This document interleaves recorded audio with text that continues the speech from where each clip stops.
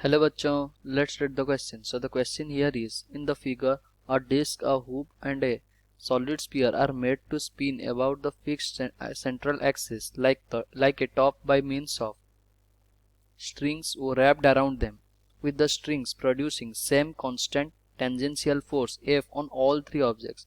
The three objects have same mass and radius and they are initially stationary. Okay. Rank the objects according to their angular momentum about their central axis. तो question क्या पूछ रहा है, हमारे पास एक disc है, एक hoop है और एक स्फीयर है जिसका सेम मास और सेम रेडियस है और उसमें कुछ टेंजेंशियल फोर्स लग रहा है एफ का। तीनों में equal tangential constant tangential force लग रहा है।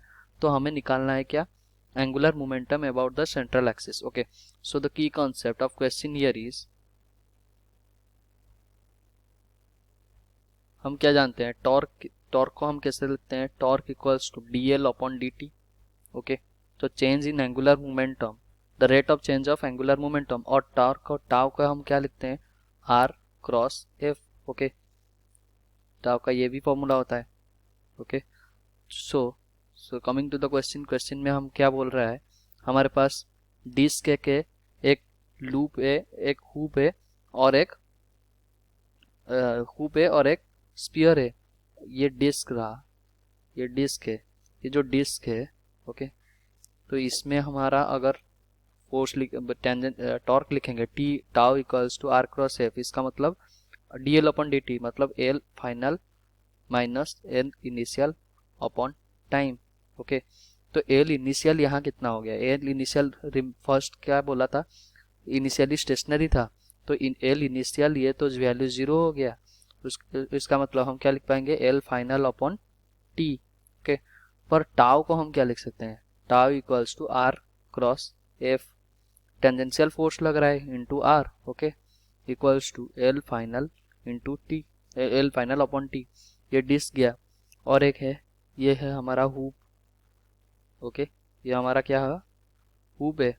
ओके, इसमें भी टाउ क्या लग रहा है, R into F equals to L final upon T.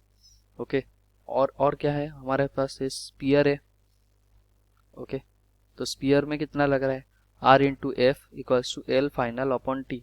तो अगर हम तीनों को कंसिडर करें तो हमारा क्या आ रहा है, तीनों का तो टॉर्क सेम है और एल फाइनल इसका मतलब क्या हो जाएगा, सेम ही होगा, टाइम बराबर है।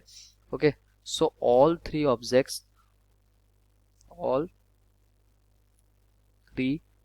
Objects have same angular momentum. Okay,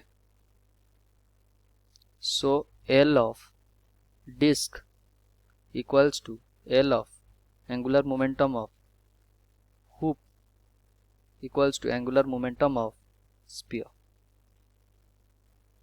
So hope you understood well. Best of luck. Thank you.